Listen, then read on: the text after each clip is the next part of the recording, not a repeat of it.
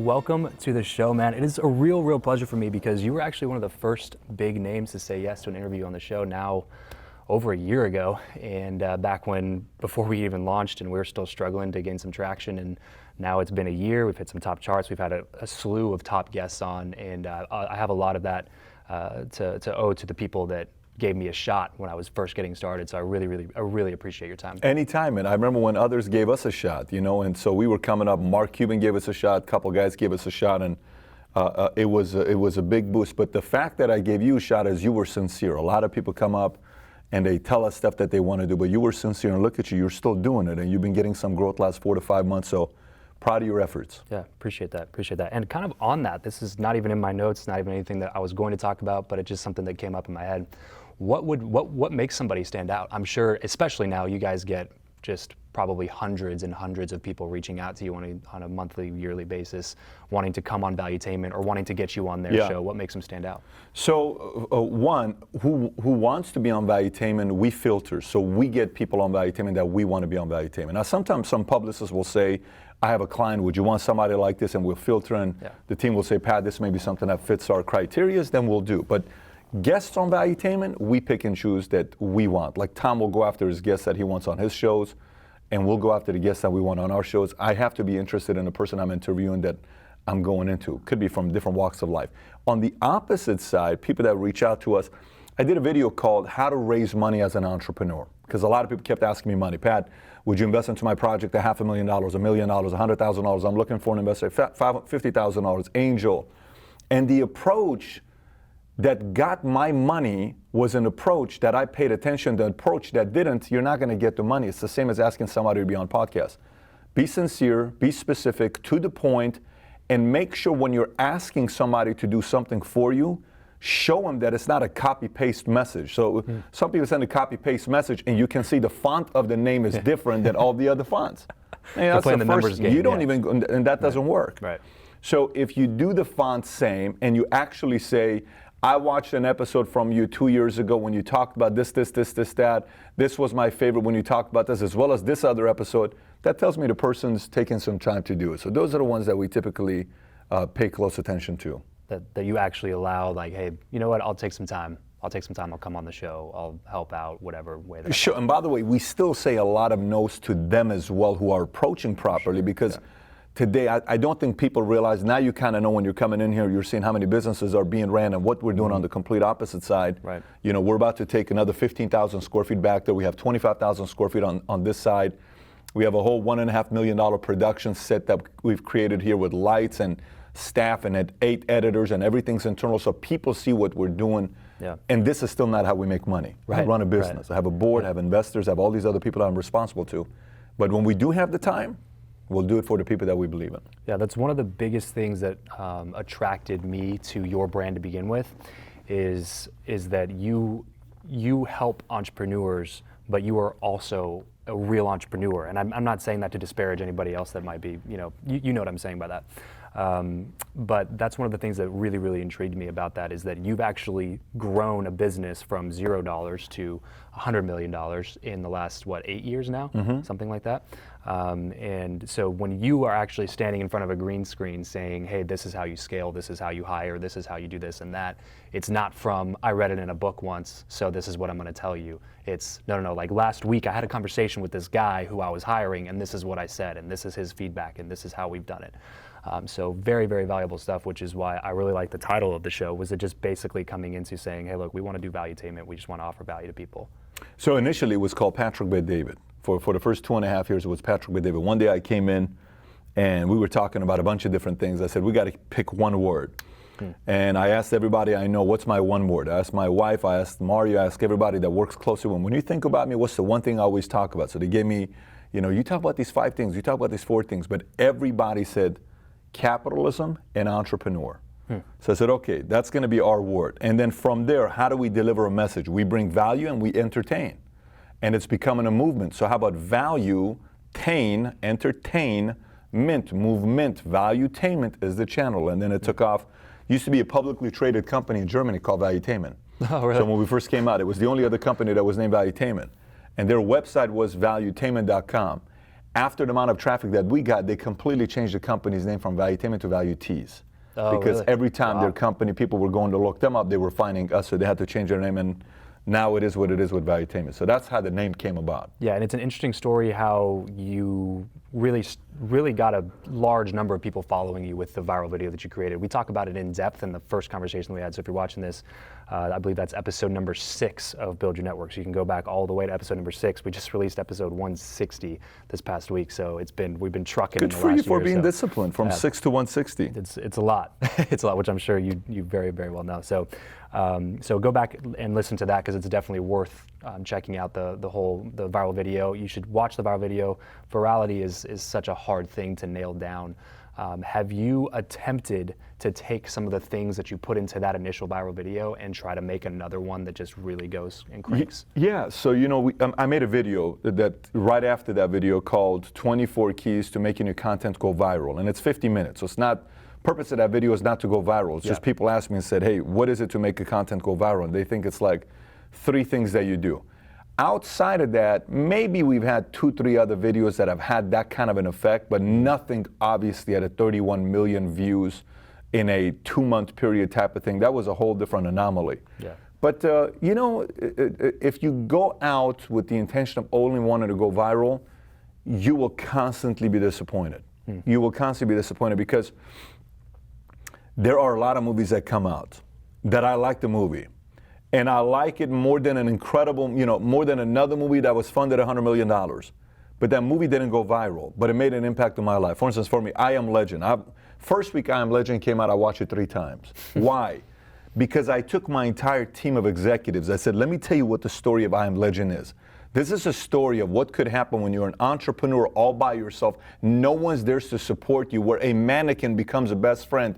How do you handle it when you're by yourself, where you have to talk to a mannequin at a Blockbuster store he was at when he's trying to get those movies, and his dog is in, he loses his dog. It's like you lost your best friend, there's nothing left.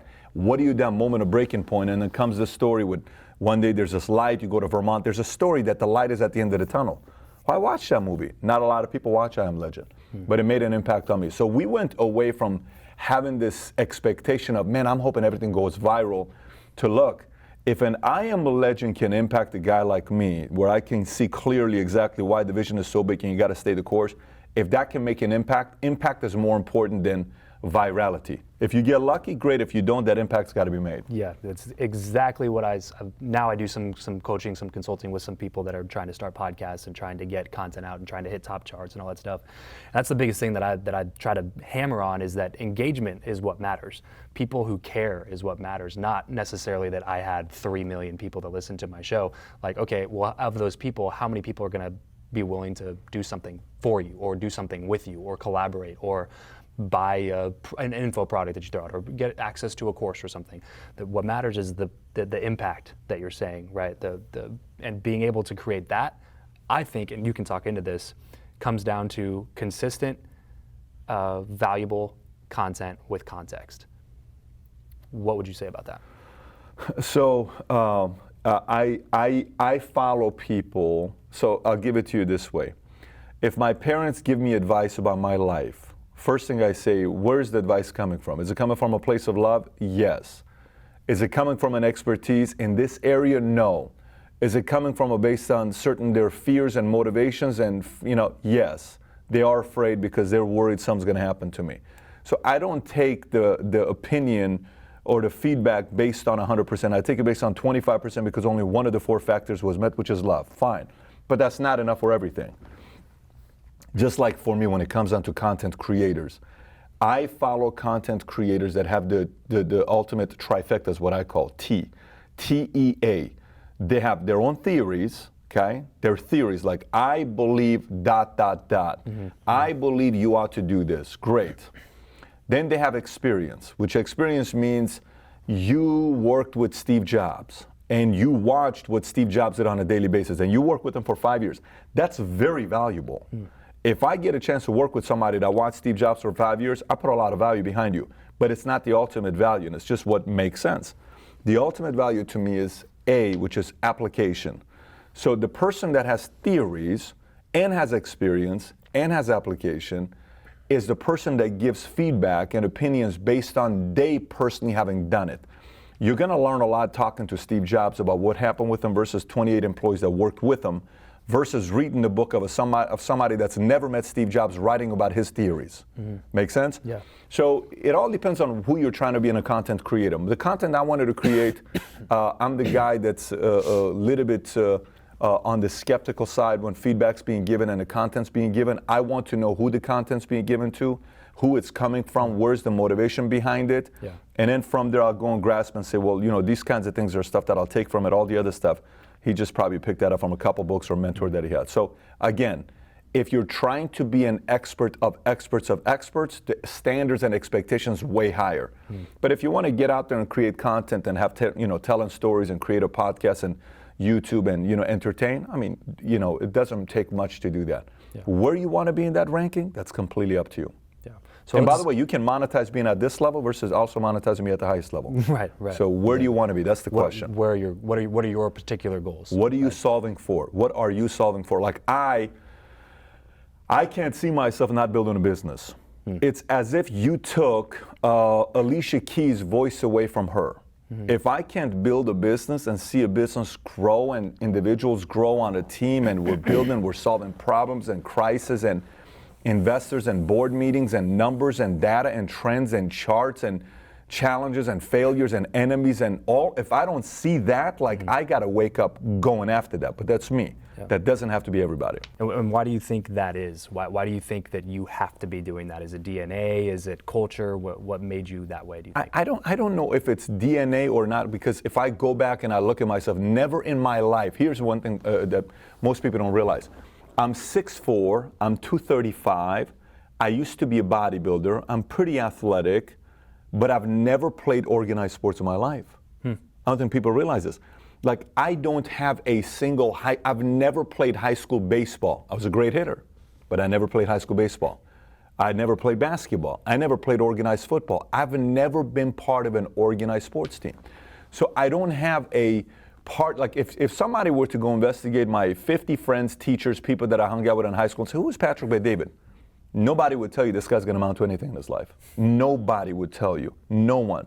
My counselor, Miss K, said, I feel sorry for your parents. She said this to you? She said this to me because my dad had heart attacks. I don't blame him. I would also be having heart attacks if I had a kid like you. There was nothing that somebody would say, this guy's going places. So a teacher named Miss Sinclair believed in me, and she was a major in the U.S. Army. And I said, you're in the Army? Yes. Then I went and sat down with a guy named Jesus Guerra, a recruiter, which I'd love to one day find you, Jesus, wherever you are right now. Jesus, you should probably be today around 50 years old. If anybody knows Jesus Guerra from the Glendale recruiting station, reach out to me. I'd love to speak to you. So Jesus Guerra recruits me at 14, 15 years old, but I don't get recruited until 18 years old. I went and joined the Army.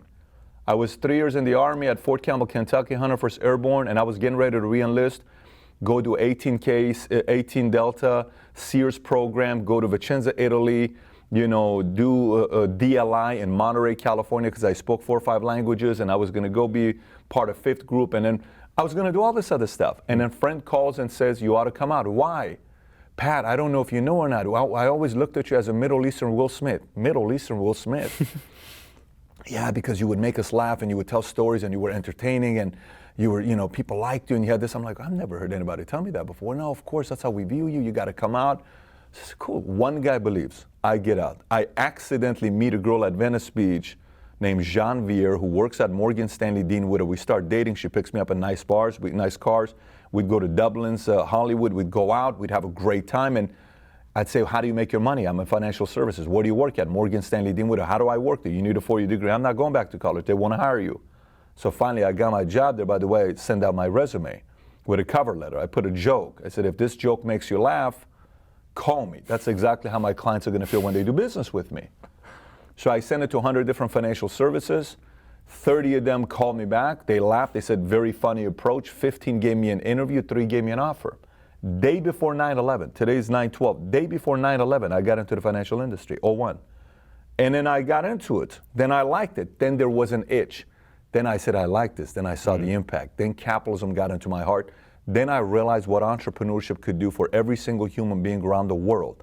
Around the world, we need to create, we need to be part of a community, and we need to own. When you own something, you have ownership. You have a sense of ownership. You're part of a community. We're trying to create. We're trying to solve issues. Those things collectively together, I said, I want to spread this message for the rest of my life. So now it has become part of my DNA. I can't tell you if it was back in the days, but today it's my air. I got to build a business. Something created the itch, though, right? Like you got a taste of blood, so to speak, when you started seeing. What was it? Was it the money at first? Was it just money's easy to make? This is America. Listen, money's the easiest thing you'll ever make. Yeah. You want to be a millionaire? Very easy to do in America. Very easy. If you don't make millions in America, you simply are not following a basic formula. It's not a complicated formula. It doesn't take genius to be a millionaire in America. It's very easy to be a millionaire in America. Unfortunately, we have way too many distractions today that get us away from what we could do to increase our wealth. So money, easy to make. Once you make it, like I've had the Ferrari, I had the Lambo, I had the i8, I have the Rolls-Royce Dawn. I had them all at the same time. I live in a 15,000 square foot house. I travel all over the place, private jet, parties with Prince, political billionaires, all this other stuff. That's great. That is fully great. You won't necessarily see me on social media with every circle of social media influencers. A lot of people will say, Pat, how come you're not in it all the time? One, because I run a business every day. Yeah. I actually like this. Like, this is an itch for me. I love doing this. There's some special that happens when you see something go from really small to big, and you see the impact and the level of confidence in people that at one point didn't really believe in themselves, they see that. That impact alone is what keeps bringing you back. Why is Popovich still coaching at 60-something years old? Why does a 70-year-old Pete Carroll still want to coach? What is wrong with you? You're already super wealthy. You're not coming back for another $7.5 million paycheck. You got grandkids, go home. The itch. Yeah. And very few people get into the business world for the wrong reasons. And I'll tell you what it is. And this is one of the things I have a problem with sometimes, but it is a choice. It's this whole idea of, man, I just want to be a millionaire. I want to be by the beach, and I want to have a computer or a laptop, and I just want to travel. And that's me. That's what I want to do. That's not what I want to do. Yeah. I can't be on a vacation more than 3 days because I feel like I'm wasting my abilities. I do need the rest. I do need the relaxation with the spa and the massage, but I want to be in the game building something. But that's my wiring. Doesn't have to be everybody's. Right. So going back, would you say that we talked a little bit about this last time again. Go check out that episode if you want to hear more in-depth story about Patrick's journey from living in Iran as a kid, coming to the States, that whole immigrant thing. Do you feel that there is an edge or an advantage to having that background, or a disadvantage, or is it completely neutral, doesn't matter at all? I mean, I know a lot of people who are immigrants who are not doing anything with their lives. I know a lot of people that are immigrants that are doing great things with their lives. I know people whose parents were millionaires, who the kids also became millionaires. I know a lot of people whose parents were millionaires and the kids became drug addicts, right? I can go and tell you about kids who grew up in a family where their father was a drug addict and abusive and would hit their moms, and that kid ends up in jail. I can go and tell you about a kid that was raised in a family whose mother was whose father was a drug addict, abusive, hit their mom, and he's a CEO of a Fortune 500 company. There's so many stories that you can say. The whole thing about life, to me, is about odds.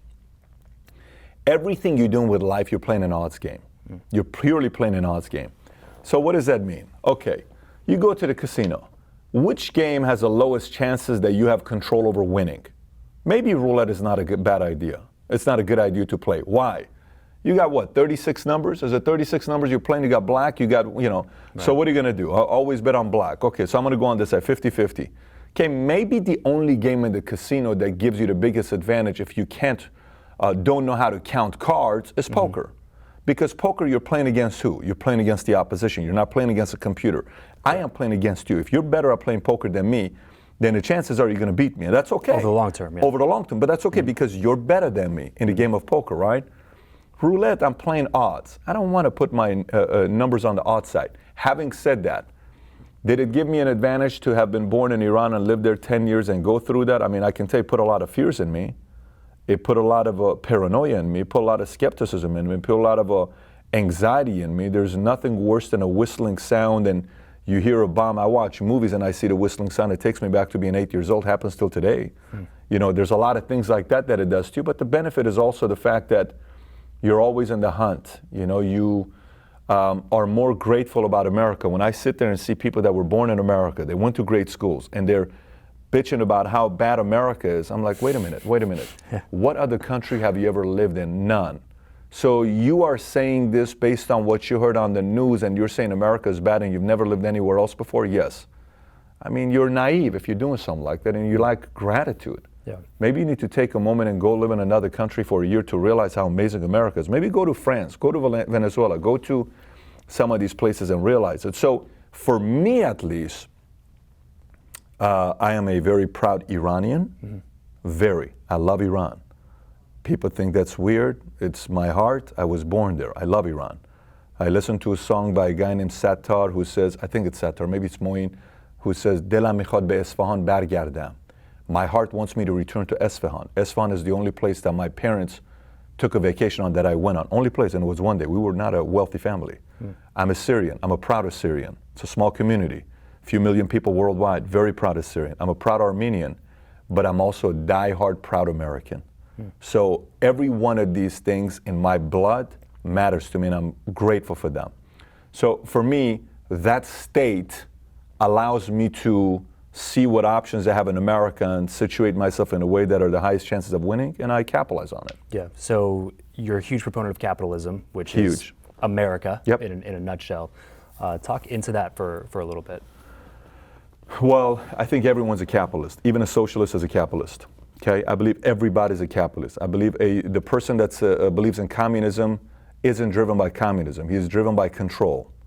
Except he wants to have the control and for you not to have the control. So he's the ultimate capitalist, but that's driven based on ego and problem and insecurities and fears of you not wanting additional competition because you want to beat the competition by eliminating the competition and killing the competition, which that's a sign of a pansy. It's a sissy who does that. I want to face you at your prime to fight me, to really actually realize if I'm good or not, which is what Conor McGregor does, which is why Conor all of a sudden had 25 million followers on Instagram, because people said this guy at least puts his chin out there and gets knocked out and lost to Diaz. And he came back and did an interview after the loss, and he said, how do you feel with all the marks on his face? And it's a 3-minute interview, everybody ought to watch. And he says, look, I mean, I lost. I give him a lot of props. I didn't know that he was tougher. The guy is this, the guy is that. He says, what are you going to do? He says, I'm going to make a comeback. Believe me, I'm going to make a comeback. I mean, and he come back and he wins. He did it, and three times he hits him. This time he doesn't follow him because the other time Diaz was pulling him in, and every time he knocked him down, he didn't go after him because he knows Diaz is a stronger on the ground. So he came back, and then boom, all of a sudden he wins. The world's like, man, this guy's got guts, and he goes against Mayweather, loses. He's not 59-0, but we respect a guy like that, right? You got to love a guy like that. Capitalism to me allows the average guy like myself, there's a lot of people smarter than me, there's a lot of people with education, better backgrounds, better talents, better a lot of other things. Right. But if a guy like me through the system of capitalism can become where he's at today, I'm sorry. More people need to realize that this benefit program called capitalism is the best benefit program that some countries offer. They need to take advantage of. It's very easy to impose all the other philosophies onto people. It's very easy for me to go out there and, so many parents are concerned about the F-bomb. Honey, don't say the F word. Don't say the F word. I would much rather have a guy that's going to get on stage and say the F word than say the other F word to manipulate people, which is free. It's a 4-letter F word. We are getting so many people that are getting manipulated by the 4-letter F word called free, and we need to realize anything you give to me that's free comes with a price. I don't want it. I would much rather go earn it and not have to owe you anything, and I'm going to go get to work, and I'll do it. I don't need to feel like I need the government. I don't need to feel like somebody needs to put their thumb on me. Let me go earn it. If I don't, it's fine. I'll go get a job and settle. But at least let me find out if I can fight in a ring or not. I think capitalism is the ultimate equal opportunity for everybody. And by the way, realize this. Not everybody is going to be a Jeff Bezos. There's only one Jeff Bezos in the world. He's worth $160 billion. Not everybody is going to be an Elon Musk that everybody's trying to handcuff right now because his wiring, he's like the Tasmanian devil, and this board is trying to push him more and more and more and more. It's like, leave me alone a little bit. Give me a little bit of space. You can't control personalities like that. They can control personalities like Steve Jobs. You can't control certain personalities like that. I don't mean everybody needs to go out there and be a Jobs, a Bezos, a Gates, a Musk. But I do believe anybody can go start a business on the side and make an additional $6,000 a month. Right. That I believe everybody can do, and I do believe that can impact somebody's life. If you go make your $3,000, $4,000, $5,000 a month part-time, you can build a business to do that. Online, offline, face-to-face, doesn't matter. That is available to you. It just takes a lot of work. Yeah. So you get started, come over to the States. Was it because of capitalism, or was it because of all the unrest that was in the area? No, Khomeini died June 3rd, 89, and in Iran, a boy, when he turns 12, they keep you to serve the military. And so my family was concerned about me serving the military in Iran. So we escaped 6 weeks later. We went to Germany and lived at a refugee camp with the hopes of finally coming here. Okay. So at that point, capitalism didn't really get here to me until I was 29 years old when I met George Will. Like prior to that, I can tell you from the day I'm born to 29 years old, I have probably used the word capitalism maybe 15 times. Okay. Maybe 15 times. Yeah. And I'm highballing it. But once it got in my heart and I saw what it did to my life, then I became an advocate of it to share it with everybody. So go to the Army, you come back, you're in the LA area, right? Get into financial services. How long until then before you decide, you know what, I can do this and I can do it really well? In financial services? Right, and start PHP. Oh my gosh, I mean, it took years. I didn't think, I knew nothing. Like my parents have never owned a mutual fund before. I didn't know what a mutual fund was.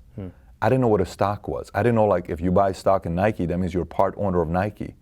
I didn't know that. I didn't know what a bond was. It's a debt.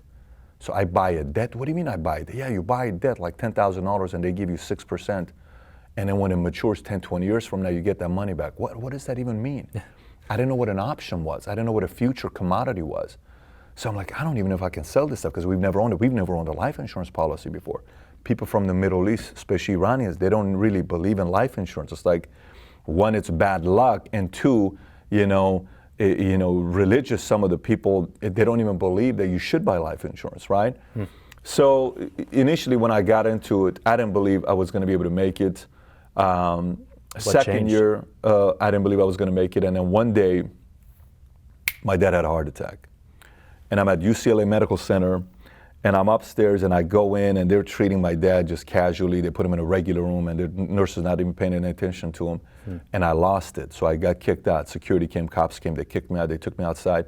I said, you got to give my dad a better treatment. And he says, sir, let me simplify it for you. This is a government hospital, okay? Does your dad have a high-end health insurance policy? No. You don't make choices. We do. This is what we're offering, and you need to get out of here. And they kicked me out. Wow. I go downstairs, I'm in my Ford Focus, and I cry like a little baby, 30 minutes straight. And literally, it's as if the day prior to that, I was the party animal going to Dublin's Thursday, Friday, Saturday, Sunday. I'm at Miyagi's, I'm at Century Club, I'm at Garden of Eden, I'm at all these other places because that's the spot I'm going to, right? And I said, don't call me, don't bother me, don't even mess with me. You are not going to find me at these clubs. Oh, Pat, you're right. You're not going to come. You love the girls. You're not going to find me at those clubs. Like this, you won't recognize. Like it was as if my twin showed up, except you don't recognize my twin. Wow. So imagine I got a twin. My twin brother is absolutely serious about winning big. And I'm the guy that's the party guy, that's the fun guy, that's the kickback guy that wants to look good, that wants to have muscles, that wants to chase skirts, I'm that guy that you want to go to a club with because you're going to have a good time, we're going to drink, we're going to all this other stuff. It's as if I became my twin and you don't even recognize me. Like overnight. When I tell you overnight, I don't mean like it took a week. It took one night. Wow. No one recognized me the next day. And then it was, boom. How quickly did your friend circle change after that? Immediately, because never forget a good friend of mine. His name is Devine. Love this guy. Till today, I mean, I literally love this guy. And I always thank him for this because when I was in the Army and I got out, the only person that allowed me to stay at his house was him. I lived at his house for 18 days. I mean, at that point, I was not a person that had, everything stable. So I stayed with him at his house for 18 days. And when I came in town, we partied a lot together. It was me, him, and another girl named Nairi. We were very good friends together. And we worked at Burger King together back in the days, me, him, and Kogan. And I'll never forget what Devine said to me. Devine said to me, he says, Pat, you know what's crazy? I said, what's that? He said, I miss the old Pat. I said, really? He said, yeah, I miss the old Pat. I said, I don't miss him. He says, you don't miss him? I said, no, I don't miss him. He said, the old Pat was easy to be around. The old Pat was fun. This new Pat is too serious. I said, man, this new Pat is determined. Yeah. So what happened to my dad? I'm not going to die. One of my biggest fears in life, I never met my dad's father. So I wanted to meet him because if my dad's such a great man, I want to know who had the influence over him, but I never met his dad. I just heard stories about his dad. And I said, I'm not going to die without my sons not meeting their grandfather. And if my dad's going to die early because of all the stress he's having because of money, I'm going to wipe out the stress. If my dad's going to die, he's going to die because of natural cause of cancer. But this dude's not going to die from stress over money, and that's all he had. He had a lot of stress over money. So I got to work, and I took one of the reasons for heart attack out, which is stress. I can't control cancer, I can't control car accident, but I'm going to pull the one card out. So I don't have guilt the rest of my life that my father died from a heart attack because he had so much stress on him. If he died with cancer, if he died from a natural cause, I can't do nothing about it. So then from there, the fire was changed, and Biggest thing that changed was your why, 100%. oh, buddy, you wouldn't recognize me. I got so crystal clear. I got so crystal clear. How do you, I know you're about to say something right now, I just want to quickly throw in, how do you get somebody who was in that same position that you were in to change their why without having a big life traumatic thing happen? Or do you think that that's possible for someone to change like that? Yeah, it's accidental or it's intentional. So you're either going to change something in your life accidentally or intentionally. For me, I was an immature 22-year-old, 23-year-old that was just like any other 22, 23-year-old, wanted to go to clubs, wanted to get laid, wanted to get girls, wanted to date the hottest girl in the club. I wanted to be the hottest. I wanted the hottest girl was my girl. I wanted to walk in the beach and you say, damn, who is that guy? Why? Because she's hot as hell. No one's hot as, that was me. It was so important to me. Still super competitive. On that, in that space, in that space. I wanted everybody to say, man, I want to get with that guy's girl. Man, that guy's girl's hot. And that's what it was with me. It was always like, hey, who's Pat with? So that was the thing for me. But then it was like, boom. When that happened to me, so accidental versus intentional, to answer your question for you, it doesn't have to get to that state. Let me explain why. From that moment on, I told myself, I am no longer going to let it get to a moment of crisis for me to change. So I went from accidental change, which is what happened that night in front of UCLA Medical Center, to intentional change because I chose to change. So I knew, like right now, we had a crisis that was coming up in the company about a year ago. And I knew it was coming up. And I knew it was going to take 6 to 12 months for this crisis to come up. We changed way before. And it was a choice. And so because we changed, boom, we went from selling 400 policies a month 3 years ago to we sold 4,773 life insurance policies last month. Wow. That's insurance policies in a month. That's unheard of. We're the fastest growing insurance agency in America today. But because we no longer waited for accidental change, it became intentional. So I believe anybody can look at a story like that and say, wow, I don't want to wait till my dad, has a heart attack, or mom has a heart attack, or my kid leaves me, or my wife leaves me, or my husband leaves me before I do something like this. Intentional. Do it now. Yeah. So you are obviously an insanely busy person. You're running a 9-figure business in this other wing right here. You have this Valuetainment you've created that's coming up on 1 million subs, if I'm not mistaken, right, on YouTube. And then you have family, and you have this circle over here. You got all this stuff going on. How do you find time? How much do you prioritize on purpose learning and self-education currently, and what does that look like for you? Yeah, so like for me right now, books I read are more intentional. So I'll get a lot of people that send me their books. I don't read every book that people send me as a gift. I keep them. It's very nice that people send me gifts, but if I read a book, it's because I'm choosing to want to read that specific topic that I'm studying on. So if it's data, or if it's trends, or if it's human nature, or if it's politics, taxes, raising money, how to deal with a board, I'm going after a topic that I'm studying. So it's more studying than anything else. So today I read, but at the same time I also read a lot that's not books. I read articles. I read, things that are written by somebody who writes a paper, and I, get content like that for myself to keep my mind going. Because, it's a beautiful thing to have a computer, but nothing is more, powerful than this if you feed it right. I see so many people that I look at them, I say, does this guy really realize how powerful his mind is? I had a meeting with a big influencer. He knows who he is if he watches this. Won't mention him. He was in town. We had a visit together. And he's got one of the bigger channels on YouTube, bigger than mine at this point. And so I told him, I said, do you realize one can't go to a Tony Robbins seminar or come spend a day with me or go read a book and have your wiring of your brain. Do you realize that? Oh, yeah. I said, no, let me say this one more time. I don't want you to get cocky. I'm not trying to make you feel good. This is actually the opposite of making you feel good. This should make you feel bad because you have a processor here that is so insane that if put to use can do 10 times more than what you're doing today. And you're not putting it to use. Why are you not putting it to use? So he was kind of taken by it. So sometimes there are people that have this, but they don't feed it so the muscle doesn't develop. Like a bodybuilder looks at somebody's body and they say, bodybuilders will always do this. They'll look at a guy and they'll say, what is wrong with this guy? Man, he's got a better physique than I wish I had this guy's genetics. Look at this guy's genetics. It's perfect. Look at the way his ankles are, like, and then his calves, his knees, the way it's like small and endomorph, ectomorph, and I know like this guy's shoulders are, and he was a swimmer, which means his lats are gonna come out, yet his traps are there, but he's got legs that matches, and it's like arms are not too long, it's long, but it's not so long where the muscle's gonna be too tough to develop. A bodybuilder looks at people's body that way. Yeah. Different than you and I look at someone's body. That's how I look at some people's minds sometimes, and I say, this guy can crush it, but he's not feeding it. So for me, it's very important to keep feeding this thing because I know what it spits out and what it produces the more it's fed. Is that mostly through books or books and mentorship, anything books, like that? conversations, debates. Conversations. I love debates. I think debates strengthen a lot of your arguments, and it makes you want to go do more research. So I like debates. Not debates with somebody that's a opinion-driven debate that's, I just don't like rich people.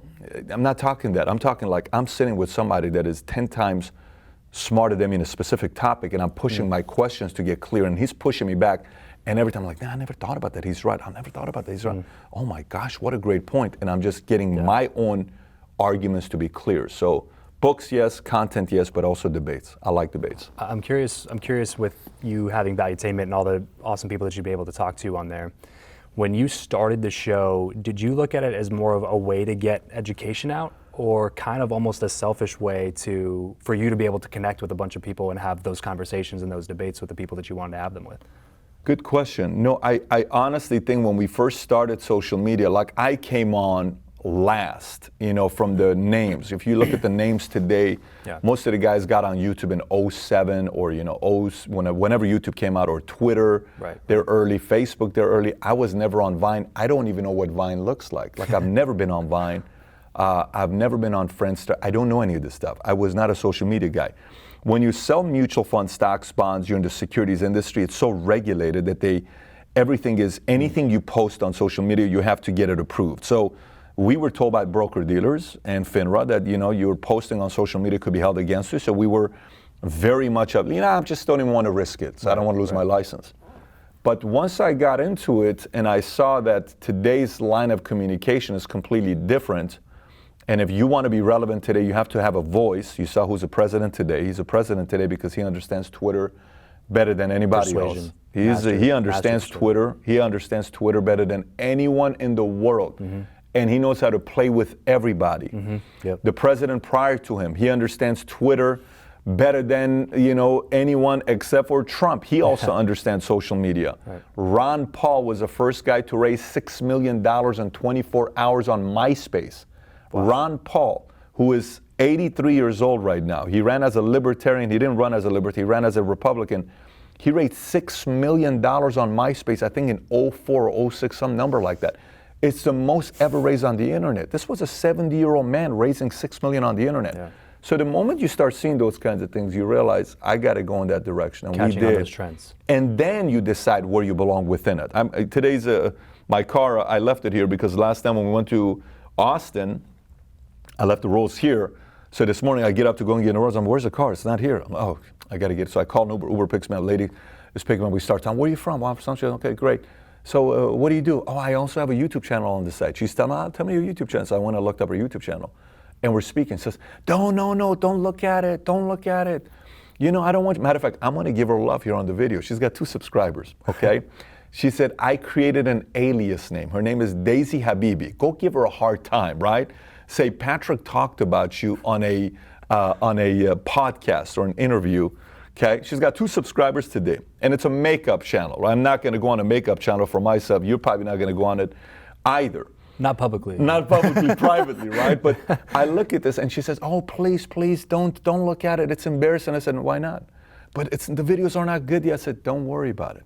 I said, "Right now you're testing. Yeah. You are not going to know for a year or 2 years on where you want to be. You're probably going to know 2 years. Look at social media and your brand like this.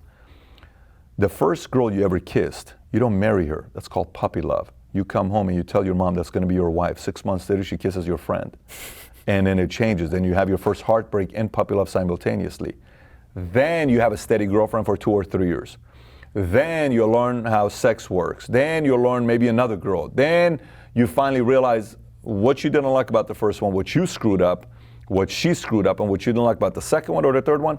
Then you have an idea who you want to be with long term. Then you choose, do I even want to get married or not? Maybe I don't even want to get married. But you know if you want kids, you know if you want to be married, you know whatever. So then you decided to get married at 30 years old, right? Yeah, yeah. Take that and compress it to 2-3 years. That's social media. You can be on social media. You don't know yet who you're going to be, but you will 2 to 3 years. Yeah. So you don't want to speed it up too much to put yourself in a box, because you may screw up your next move. You almost got to dance with social media until yourself and your audience says, "Travis, I like it when you talk about pa, pa, pa." Perfect. Interesting. I keep hearing this from 7 people. Let's dig deep and see what this is all about. And it'll give you a lot of clues to what you should do next. So the most important thing would be to take action, to do something. Start right? something. Yeah. Start something. The world wants to know what you're thinking about. Start something. Start something and see where it takes you. And then from there, you got 2 brands today, your business and yourself. You have to make sure you're developing both today. Elon Musk wasn't at first. Now he understands Twitter. Okay, he got in trouble with Twitter a little bit when he got up and he said he's taking the company private. Now he's being sued. But he also learned a little bit how to mess with Twitter. Years ago, Steve Jobs understood media. He would call Playboy and he would say, people who like Apple probably also like Playboy because it's edgy. He didn't call New York Times and said, "Write an article on me." He called the editor-in-chief of Playboy and said, "Come and interview me." He called him. He understood marketing. Yeah. Once you understand marketing and storytelling, things change. And attention, grabbing attention. Yes, relevance. You're staying relevant for a while. It's a hard thing to do. There are only 2 artists in the history of America that have had a #1 hit in 4 different decades. Let me say this one more time. Only 2 names of people. You're from Austin. Do you know who the 2 are? Only 2 artists that have had a #1 hit on the billboards 4 different decades. Do you know who the 2 names are? Do you know who the 2 names are? You have any clue or no? Ready? Ray Charles and Sting. 4 decades. Wow. They were relevant for 4 decades. That's insanity. Yeah. You know Sting, you know Ray Charles. 4 decades. It's not an easy thing to do. You get a guy that does one hit, is famous for 2 years, and they're done. Right. 4 decades. That's legit. That's incredible. And in the business world, it's the same thing. How long can you stay relevant? And how do you do that? You have to constantly recreate yourself. Pivoting. So you have to recreate you. So you have to recreate you. If you don't, you become stale. Like, look at Will Smith. So there was this idea at one point, it's like, only, celebrities don't vlog. Right. Only people that want to be celebrities vlog. Right. So a lot of names didn't want to do vlogging. So what happened? Nobody's doing it. And then all of a sudden, Will Smith is sitting there saying, "Man, people don't talk about me as much as they're talking about all these other guys." Yeah. I'm starting to see Logan Paul is more famous than me today. I was going to say, like Jake Paul. Oh Logan my Paul. gosh, Right, yeah. what is wrong? I'll kill it on Instagram and vlog. Yeah. I'm going to kill all these guys because I'm the original Logan Paul. Right. When you look at Will Smith, who is cooler than Will Smith? Right. So Will Smith goes on the Instagram game. What happens? Boom! He blows up. The whole Kiki challenge, right? Yeah. He does the Kiki challenge on top of he walks the up. I don't know if bridge, you saw. I mean, that's legit stuff, right? Right. So then you see, I'm with Kevin Hart. I said, "Kevin, why YouTube? It's just the direction it's going to." He's a comedian, only guy in the history of comedy that filled up a football stadium. Yeah. Football stadium. Crazy. He's on social media with a YouTube channel. Dwayne Johnson, highest paid actor last year, $124 million. Why does he have a YouTube channel? It's no longer about just the people that want to be celebrities go on YouTube. Celebrities are starting to realize, to stay relevant, I have to recreate myself. The entire game of relevance is to be able to constantly recreate yourself, because people eventually get bored with you. Yeah. Do you think it's a pride thing for a lot of people? They're just like, well, I do movies, I'm not going to do this as well. That's that's dumb or just think that's it's below me. Yeah, sometimes maybe, but I also think, And not just to that specific situation, just in general, being willing to recreate yourself you would have to be able to say, I don't know this area as much as I thought I needed to. I need to learn more about this. Yeah, I mean, look, success lies. People running up to you and tell you how amazing you are lies. I'll give it to you in a whole different way.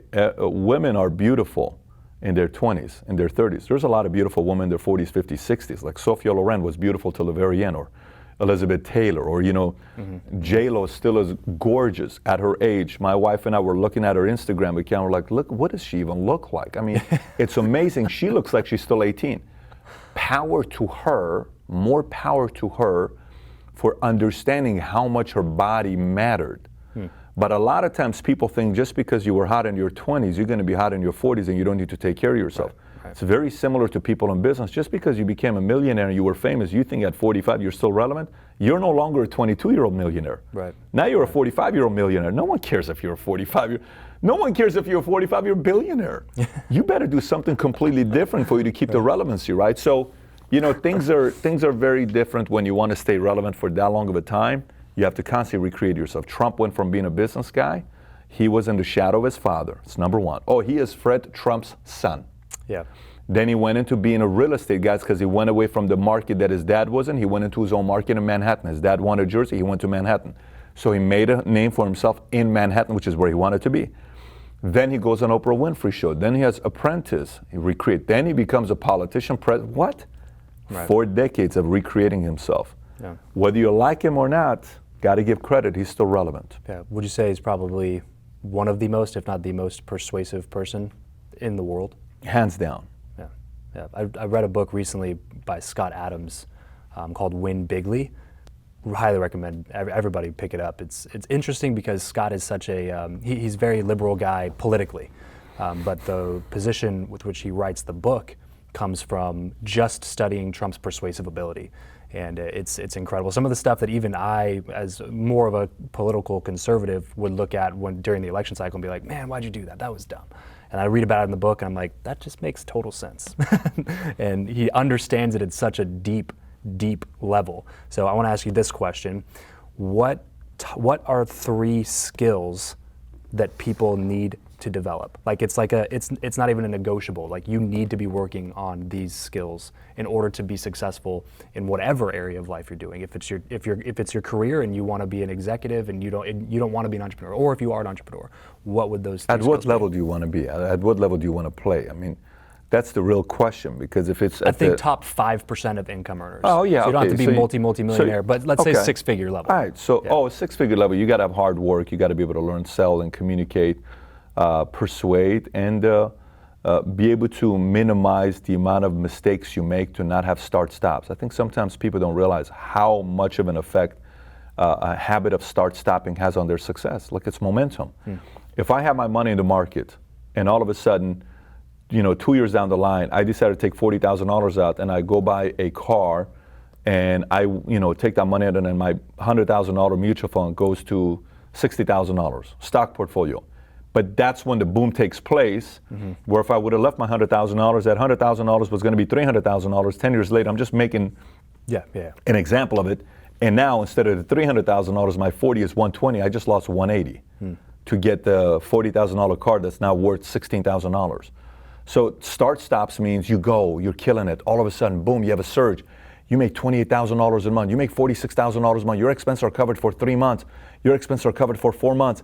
And then you party and you take a 2-week vacation rather than a weekend vacation. And then you kick back and relax and you drink a little bit too much and you sleep in at 9 o'clock and you come in at 10 o'clock, no one knows.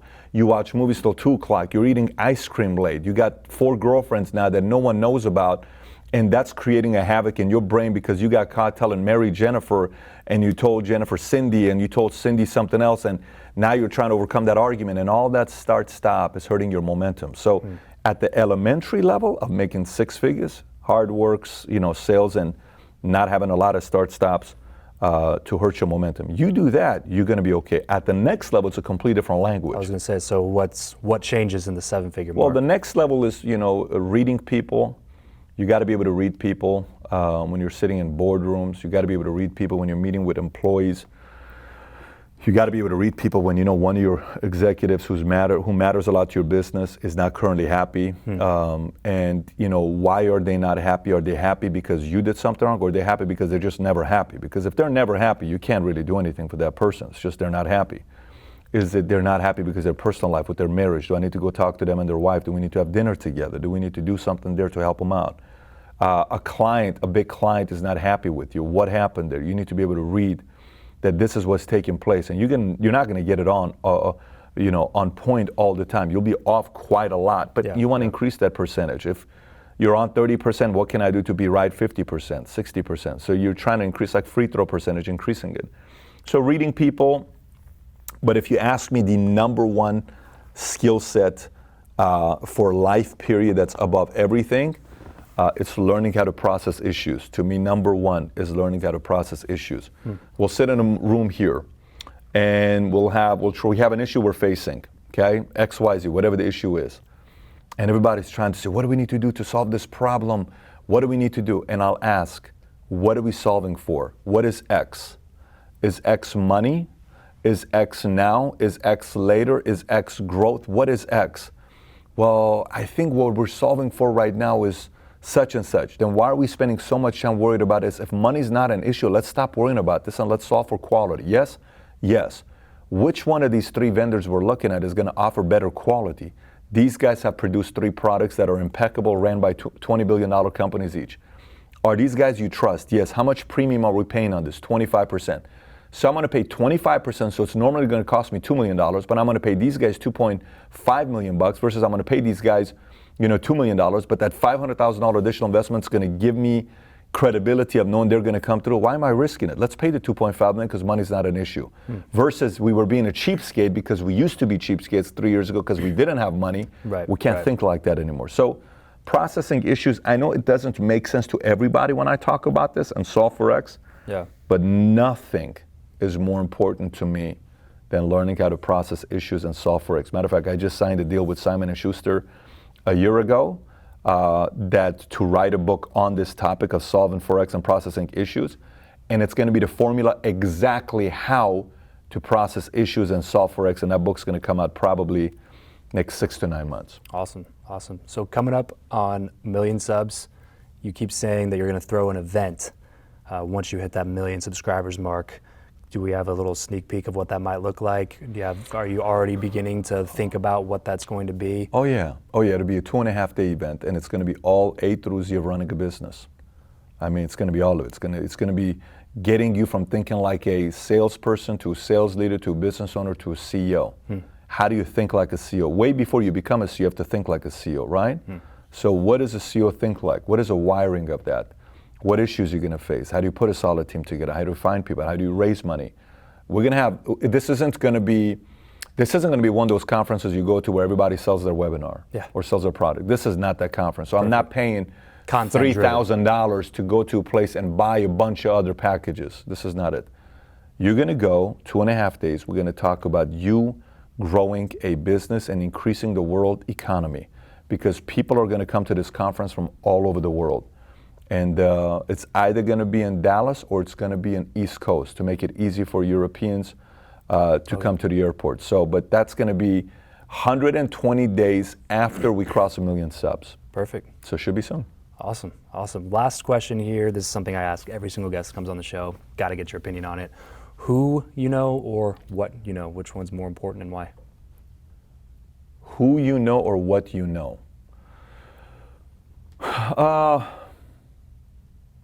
I mean, who you know or what you know? That's a great question.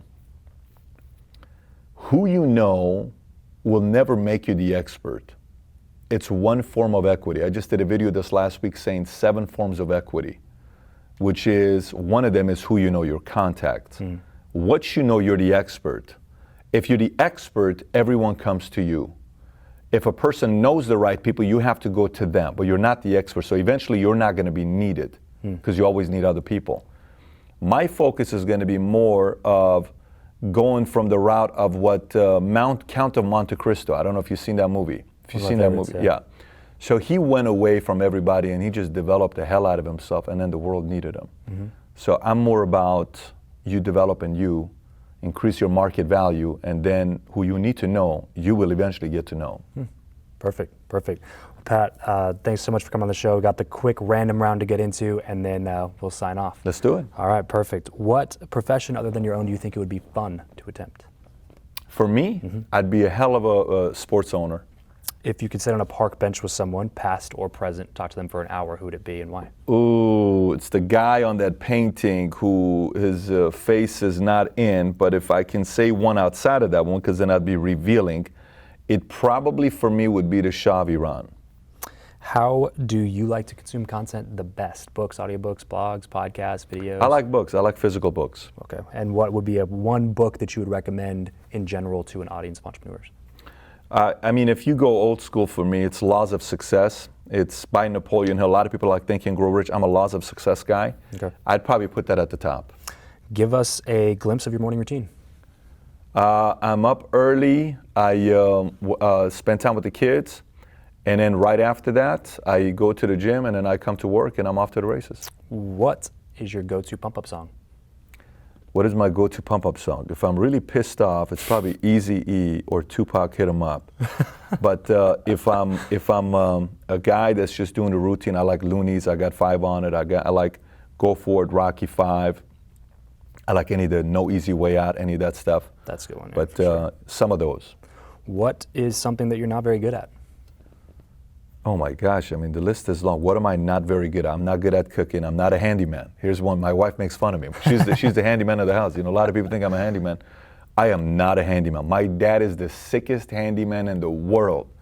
His son, complete opposite. I've never didn't been. get that. No, and I'm proud of it. I'm fine with it. As we get everything wrapped up here, Pat, what is one place online where we're going to find you the most? If you're just trying to consume my content, it would be on YouTube to go to Valuetainment. If you want me to respond, it's Twitter, @PatrickBetDavid. I'm going to respond to you on Twitter or Instagram. Either one of them, I'll respond back to you. Awesome, perfect. If you have not followed Patrick, you're not consuming some of the content he's putting out there, I 100% recommend it. He's, like I said at the beginning of this interview, one of the only people that's out there that's built a real 9-figure business that gives practical tips and ideas of how to grow your business from experience, not just from reading it in a book or learning about it from somebody else. So Pat, thanks so much for coming on again, man. It was a blast chatting with you. Appreciate you for having me, man. Yes, Keep sir. at it. Yes, Thank sir. you. Always.